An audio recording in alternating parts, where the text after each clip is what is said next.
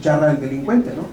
Si es una idea de justicia, yo la cuestiono mucho, es una idea de venganza o de saña, ¿no? No, la reparación, alguien me dirá, sí, pero es que la muerte no se repara. Sí, sí que no se repara, pero hay mecanismos de protección donde los estados tendrían que adoptar actitudes positivas, es decir, implementar deberes positivos de los estados de hacer, no negativos, sino de hacer para reparar a las víctimas. Porque, por ejemplo, la inseguridad, el secuestro, ¿eso es una falla de quién? Del Estado, ¿no? El Estado, le prestamos nosotros la fuerza, el dinero, todo, nos organizamos en un Estado de derecho para que el Estado, entre otras cosas, nos dé seguridad, es un servicio público, y que no nos dé miedo salir a la calle para que nos secuestren. Eso se lo dimos al Estado en el contrato social. Si el Estado falla ahí, entonces el Estado tendrá que ser responsable de la reparación. ¿Me explico? Aparte de castigar, insisto, eso es aparte. Pero a mí como víctima tendría que resarcir, y yo como víctima tendría que estar educado pensando que prefiero más una reparación de mis bienes, una protección, digamos, del Estado, positiva, económica, que estar pensando en cómo se muere el delincuente. ¿Me explico? Ejemplos. Las comisiones que se hacen en países con terrorismo. España, por ejemplo. En España hay un fondo, inclusive, en la época más fuerte de la ETA, pero todavía existe, que si tú eres víctima o tu familiar fue víctima de un secuestro, de un asesinato de ETA, el Estado prácticamente te pensiona, ¿no? Y te olvidas de muchos problemas ya. Te da un trato preferente vitalicio, como una especie de beca, porque es víctima de terrorismo. ¿Se imaginan ustedes que en México hubiera a ver cuánto le costaba al Estado, un fondo para el secuestro? Un fondo para decir, lo secuestraron o mataron a la persona, entonces a la familia, a los deudos, una medida reparada. Eso es un Estado de Derecho moderno. Es que en México somos exquisitos, ¿no? Queremos el primer mundo, pero nomás en cachitos, ¿no? En la letra, en el papel mojado. Nos llenamos la boca de que ya somos modernos, ya estamos en el primer mundo porque tenemos Radilla, porque tenemos la reforma, porque hablamos de los derechos humanos como si fueran flores. Muy bien. A la hora de ver cómo son esos países a los que imitamos, cómo funcionan por dentro, pues ya no nos gusta, ¿no? Los países escandinavos, por ejemplo, donde no son perfectos, pero donde tienen mucho más sentido todo este paradigma, esta realidad, pues es reparatorio, es fuerte el Estado. Claro que van a decir, no, pero esos son estados ricos. Quizás. Entonces, ¿estamos listos para estos cambios? Yo como dice algunos autores lógicos, ¿no? Algunos analíticos, no se necesita saber física nuclear para detectar contradicciones. Si alguien va a una conferencia de física nuclear, aunque no sepamos física nuclear, pero el ponente dijo A y después dijo no A, aunque no sepamos física nuclear, decimos, oiga, eso no se puede sostener, porque usted se contradijo. Eso no es posible. Lo mismo digo yo acá. No podemos decir derechos humanos sí, ir a aplicar normas y constitución y no bien aplicar jurisprudencia. No se puede. O decimos las dos cosas, sí, se puede, o no decimos nada. Y por lo menos somos consistentes. Conservadores, pero consistentes. O liberales, pero consistentes. ¿Me explico? En lo de las víctimas, pone usted un ejemplo muy claro. En el caso concreto de Florence, insisto, las razones técnicas del amparo, ¿no? Yo no las comparto, digamos, las del proyecto como salió. Yo creo que era un amparo para efectos, como el ministro Cosío, y se consideró que era mejor un amparo liso y llano. A mí me parece que faltaba material probatorio que analizar, que no se analizó, precisamente porque se tomó rápido la decisión en la justicia ordinaria para aplicar la responsabilidad por las pocas pruebas que analizaron y que les parecieron contundentes, ¿no? Viciadas por la televisión, etcétera. Pero la cuestión del amparo a lo mejor hubiera acabado en lo mismo, pero a partir de asegurarnos que todas las pruebas que no estaban contaminadas, que no estaban viciadas, se hubieran analizado. Yo creo que eso era lo correcto, pero para eso tendría que ser para efectos, ¿sí? Si de ahí partimos para saber si esa fue una buena o mala decisión, ¿no? Y por lo tanto, si se hizo justicia o no, tenemos que ser muy cuidadosos, porque tenemos que dividir el juicio en dos. Uno, si las razones técnicas jurídicas del amparo no fueron las más adecuadas para tomar, uno diría, la decisión no fue lo más adecuada posible. Eso implica, por otro lado, que se hizo justicia. Bueno, depende de quién estés, de la justicia de quién estés hablando. Si tú estás hablando de Florence porque en realidad esto era un amparo, en donde ya sabemos que ha avanzado la Constitución y que las víctimas se consideran parte, etcétera, pero en realidad, en términos estrictos, pues la relación jurídica se da entre el quejoso y el Estado, ¿sí o no? O sea, la Corte revisa la relación jurídica entre el quejoso y las autoridades del Estado, en este caso los jueces. Si los jueces no realizaron bien su trabajo, la Corte ampara, o la justicia no ampara a esta persona, precisamente frente al poder, frente al ejercicio inadecuado, incorrecto de los jueces, ¿me explico? O de las autoridades ministeriales. Entonces ahí se hizo justicia por ignorancia, ¿me explico? O no, porque por razones técnicas no fue lo mejor. Pero la víctima ahí en ese juego no entra, ¿me explico? Al menos desde el punto de vista técnico, por supuesto. Pero sí.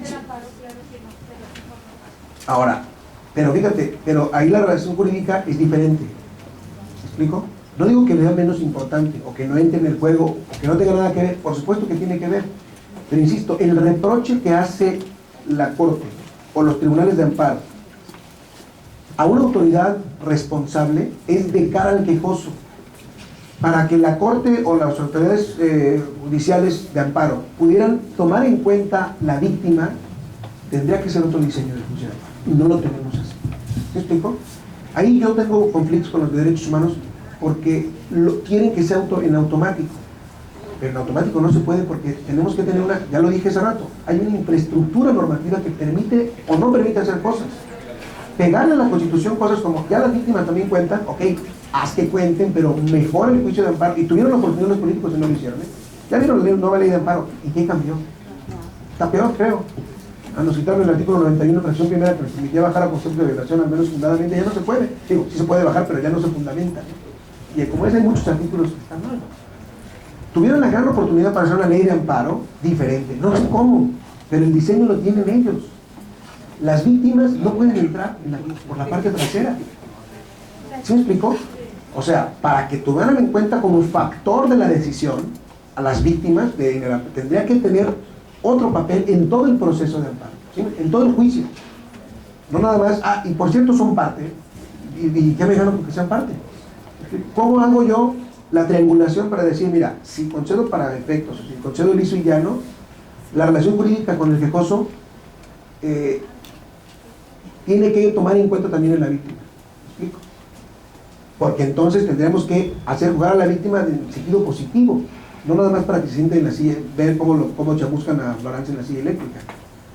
Si esa concesión depende de que yo repare o no repare a la víctima como Estado, entonces la voy a tomar en cuenta. Pero tengo que tener la infraestructura normativa para hacerlo y no la tenemos. ¿Me explico? Por eso está incompleta la película.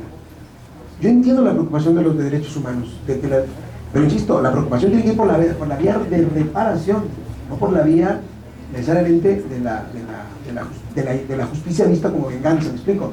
Hubo otro caso de un salesiano hace poquito en la corte, San Luis Potosí, que salió libre, porque generaron el debido proceso igual, terriblemente, ¿no?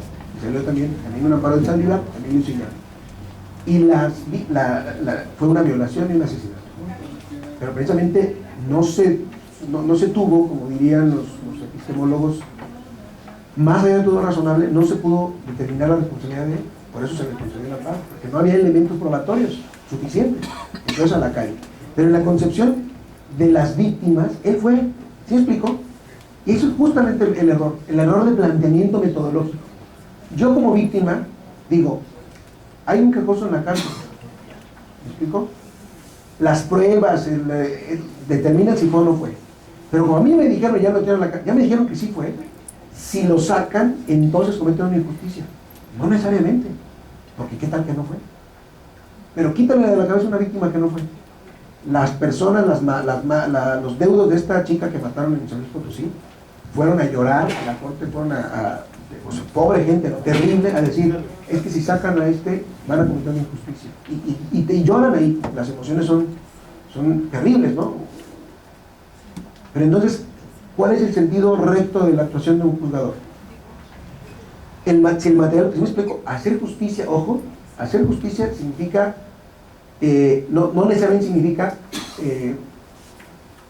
atender las emociones solamente. ¿Sí me explico? Ese rato lo decíamos con Duarte. La solución mejor para todos. Pero por supuesto que el derecho es un juego en el que algunos desgraciadamente van a estar de acuerdo. Hay que tratar de darle las mejores razones, aún para que no estén de acuerdo, pero darle las mejores razones. Sin embargo, va a haber casos como estos, en que no va a haber manera que le saques de la cabeza a una víctima que está sacando un culpable. Porque para ella va a ser culpable, pero ella no es juez, y ella no tiene material probatorio. Pero eso es algo psicológico. ¿Me explico? ¿Cómo lo hacemos ahí? Por eso tienen que ir orientados a la reparación, con independencia de la venganza, ¿me explico? Si lo reparamos, ahora ya. Ese es el derecho de las víctimas, el derecho a una reparación. Hay cosas irreparables, sí, terribles, pero hay otras cosas también terribles. El proceso penal está orientado y casi nadie lo recuerda, o nadie lo toma en cuenta. El proceso penal está pensado epistemológicamente, es decir, pesa lo mismo para castigar a culpables que para salvar inocentes. ¿Sí me explico? Toda la gente que hace el proceso penal nada más está pensado para castigar. No. Está pensado para castigar y para defendernos de la arbitrariedad. Porque todos somos potencialmente víctimas de un sistema corrupto, ¿me explico? O de un sistema incorrecto, de una venganza. El proceso penal tiene que estar a la orden de la verdad. ¿Sí me explico? Y aquí sí la verdad más como en el primer sentido, como en el segundo. Yo tengo que asegurarme más allá de todo algo razonable que esa persona fue. Si hay una duda razonable, entonces no podemos ejercer, porque puede ser un inocente. Y entonces, además de la víctima, vamos a provocar otra víctima, dos injusticias. ¿Me explico? Lo que hace el amparo es tratar de evitar por lo menos una de las injusticias. La otra ya está, es terrible, es un delito cometido, etc. Pero si encima vamos a no preocuparnos por los derechos del inculpado, los derechos de los que, etc., entonces estamos al revés, ¿no? Ese es un poco como el feminismo del radical que decía hace rato. Si ponemos todo el énfasis en la víctima y nos olvidamos del quejoso, ya la Corte lo digo con respeto, pero la Corte ya lo ha hecho. O sea, ha habido excesos ya de pensar como más en la víctima, que se nos olvida que el quejoso es el que está pidiendo justicia. ¿Sí? Y a veces por cuestiones de compasión, de sentimientos humanos, estamos tratando de favorecer a las víctimas sin pensar en los derechos de los. Todo es un equilibrio. ¿Me explico? Espero que la pregunta haya sido, pues, por lo menos comentada, porque es difícil satisfacerla.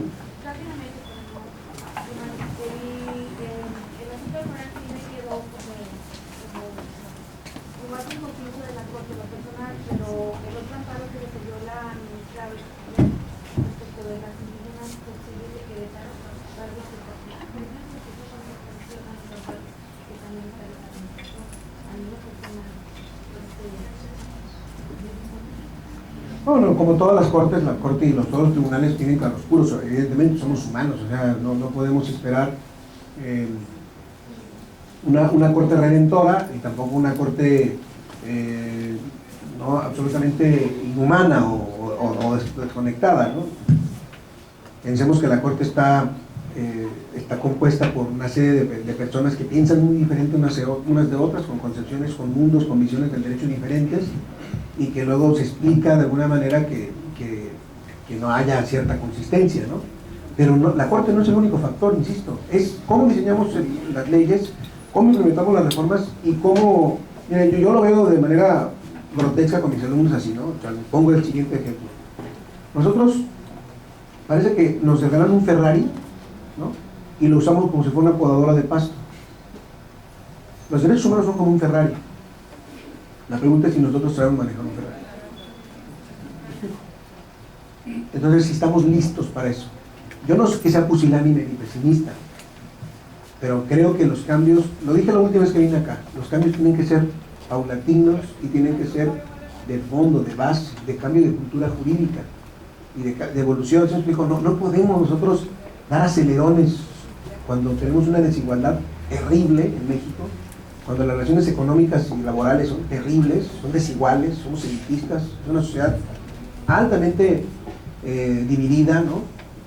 Y de pronto nosotros importamos tradiciones extranjeras de ultramodernas, ¿no? Donde ya pasaron muchas otras cosas de evolución social primero y después están en el regreso, ¿me explico?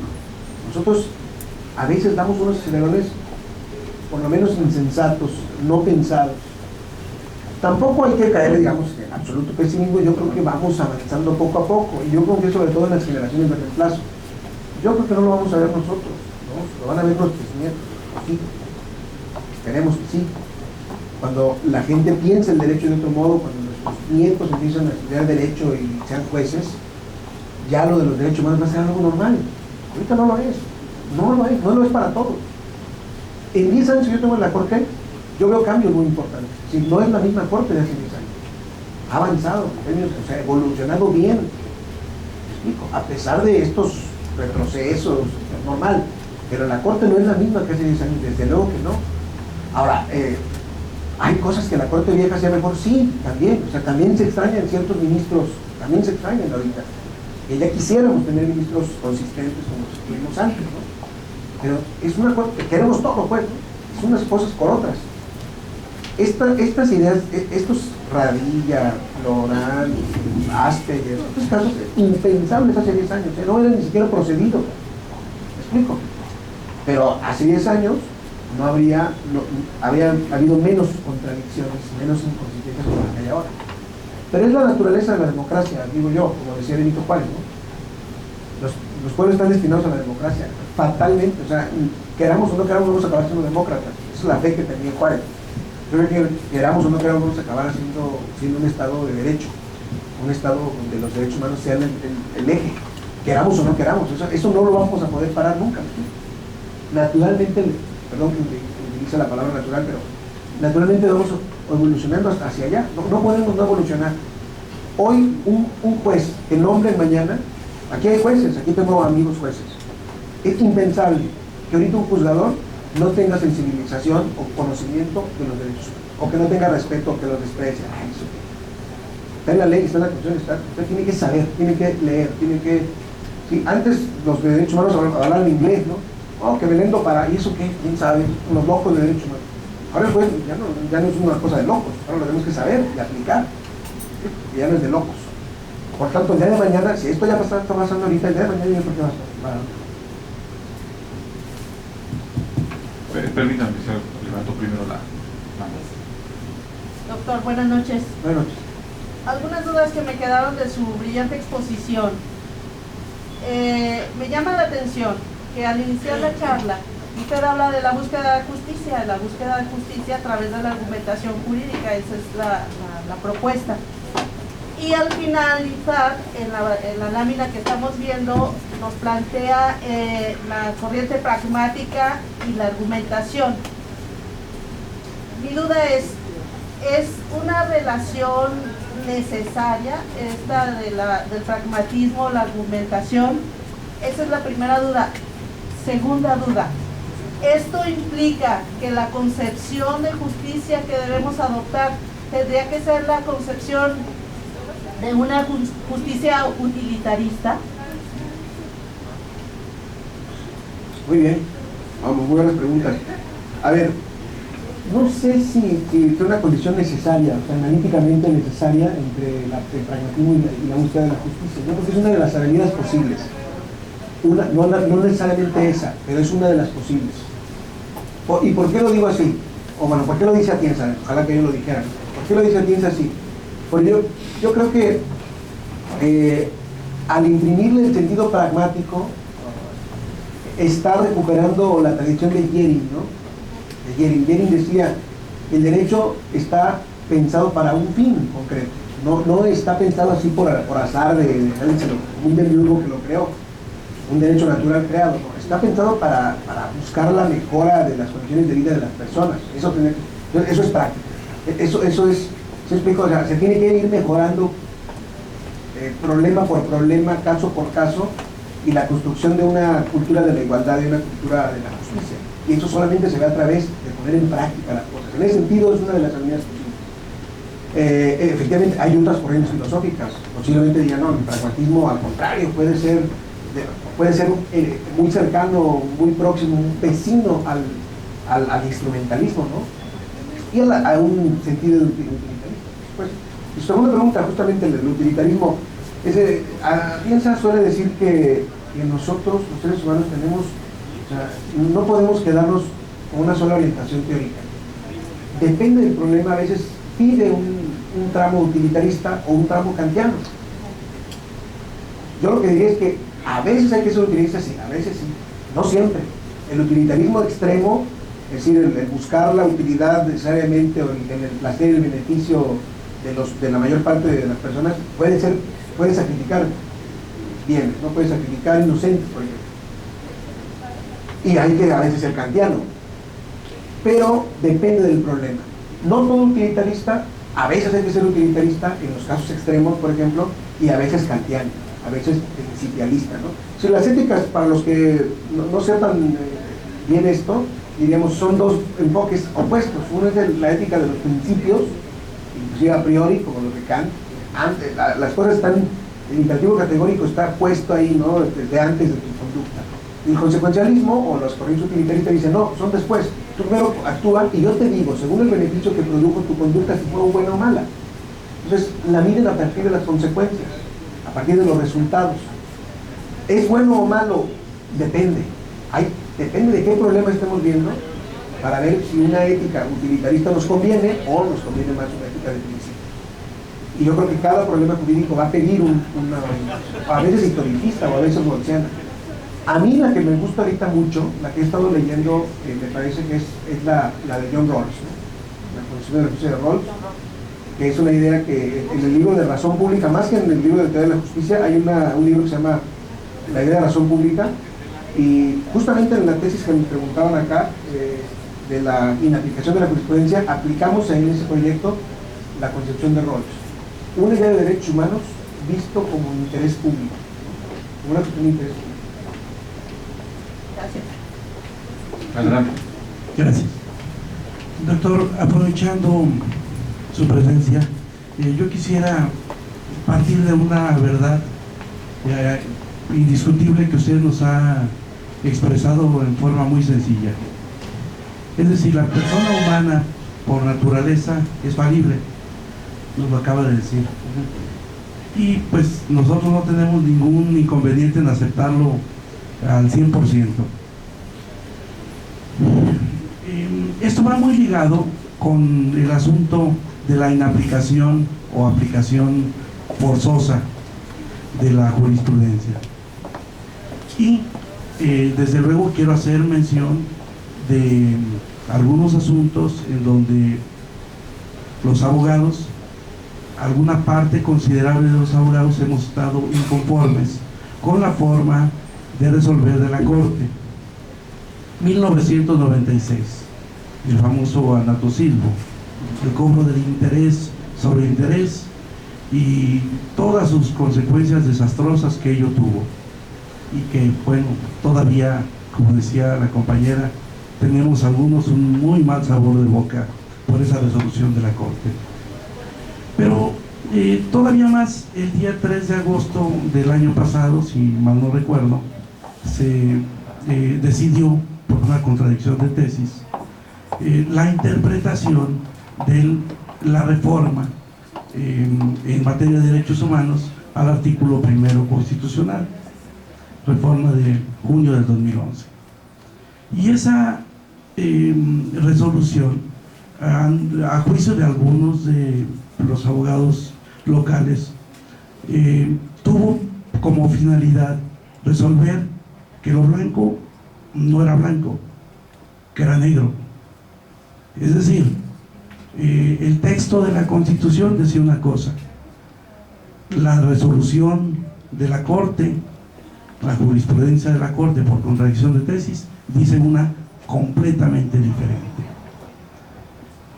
Y entonces yo veo un gran peligro en esa decisión que está pendiente y que puede salir en el sentido de que la jurisprudencia tiene que ser aplicada de manera obligatoria.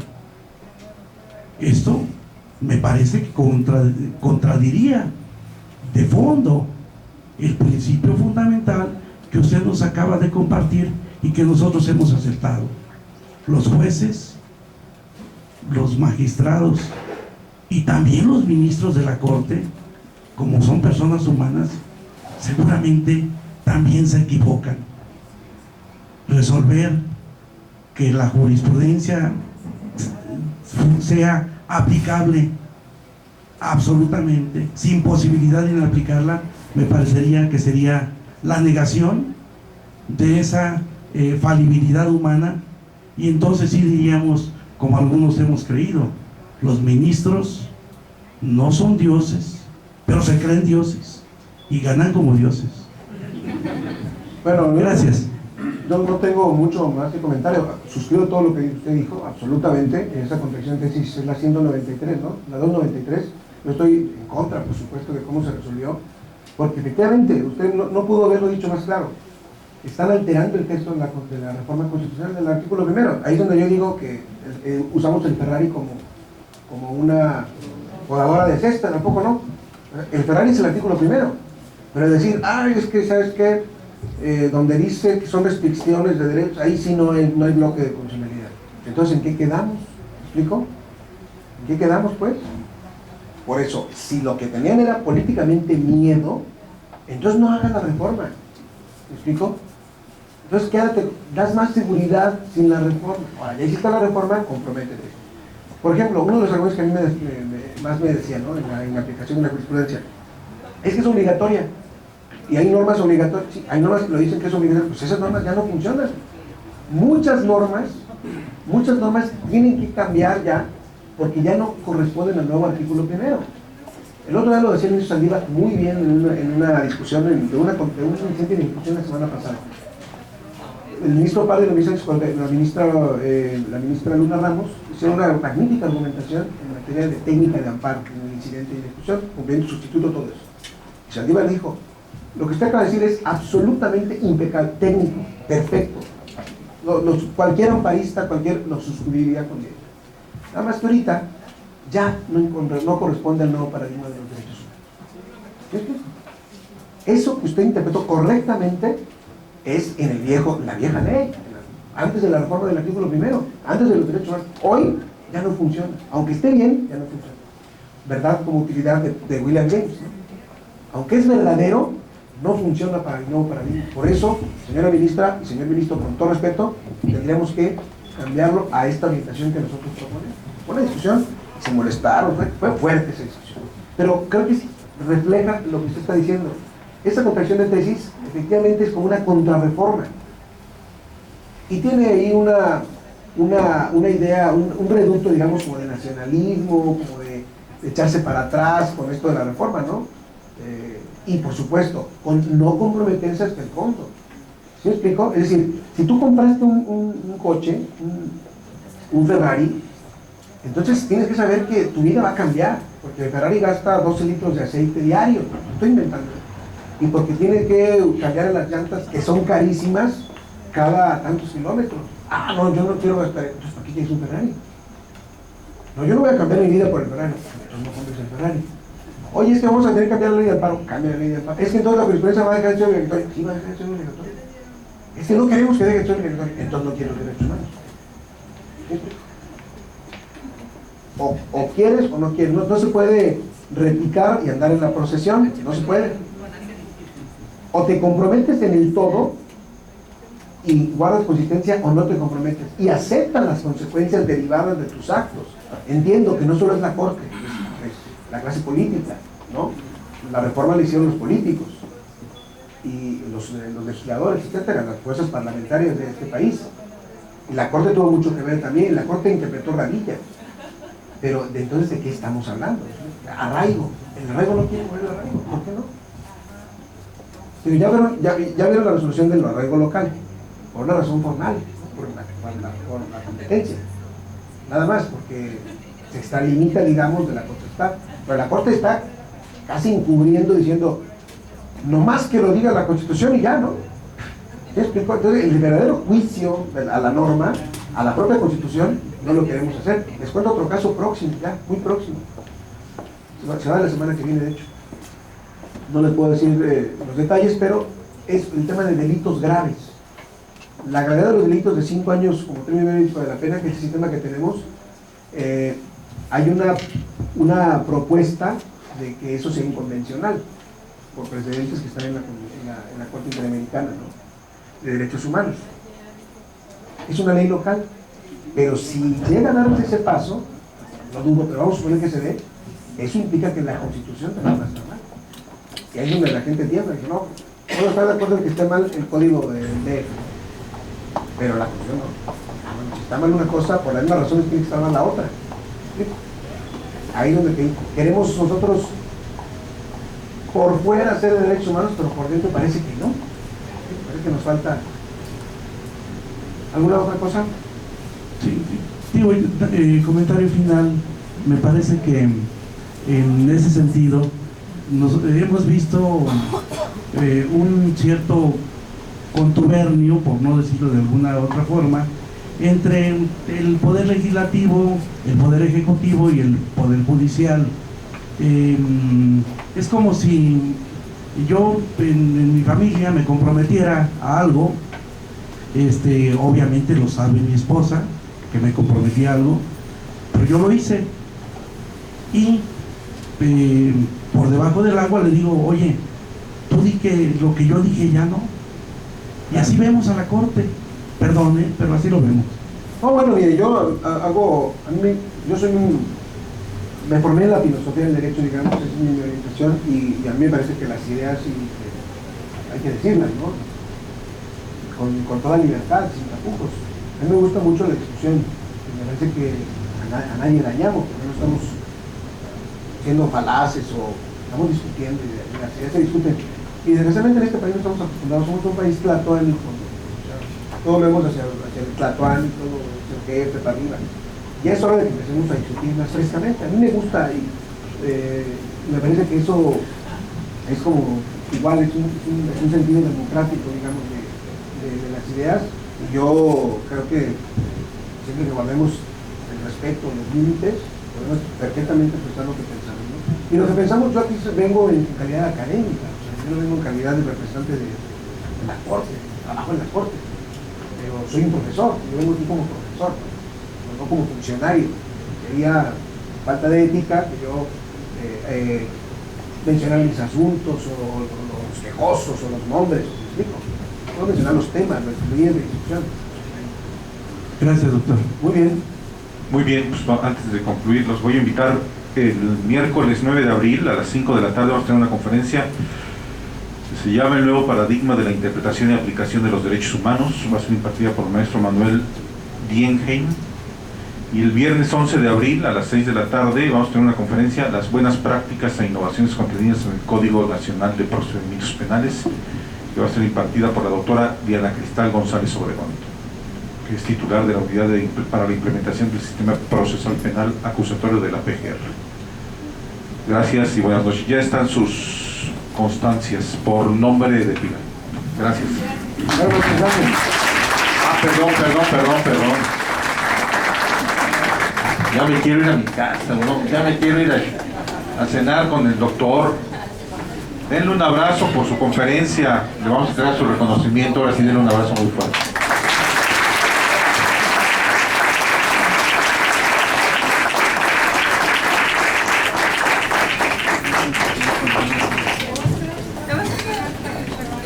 Ay, bueno.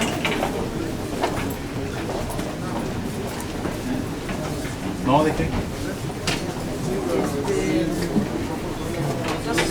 Necesito llamar a ver si está ahí. ¿Ah?